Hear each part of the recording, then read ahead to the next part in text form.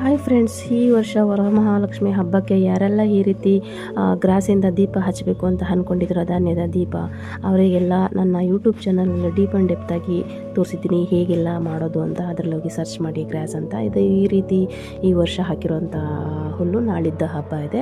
ಹಾಗೆ ನಾನು ಒಂದು ಶಾರ್ಟ್ ಕೂಡ ವೀಡಿಯೋ ಹಾಕಿದ್ದೀನಿ ಹೇಗೆ ಮಾಡೋದು ಅಂತ.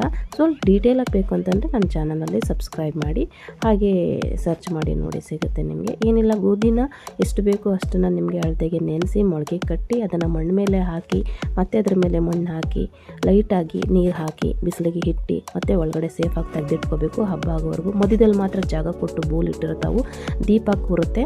ಆನಂತರ ನೀವು ಡೆಕೋರೇಷನ್ಗೆ ದೀಪ ಹಚ್ಚಲಿಕ್ಕೆ ತುಂಬ ಮುದ್ದಾಗಿ ತುಂಬ ಚೆನ್ನಾಗಿ ಕಾಣುತ್ತೆ, ನೀವು ಬಳಸ್ಕೋಬೋದು. ಮುಂದಿನ ವಾರ ಕೂಡ ಹಬ್ಬ ಮಾಡೋರಿದ್ದೀರಾ, ಹಂಗಾಗಿ ಹೆಲ್ಪ್ಫುಲ್ ಆಗ್ಬೋದು ಅಂದ್ಬಿಟ್ಟು ಶಾರ್ಟ್ ವೀಡಿಯೋ ಮಾಡಿ ಹಾಕ್ತಾಯಿದ್ದೀನಿ.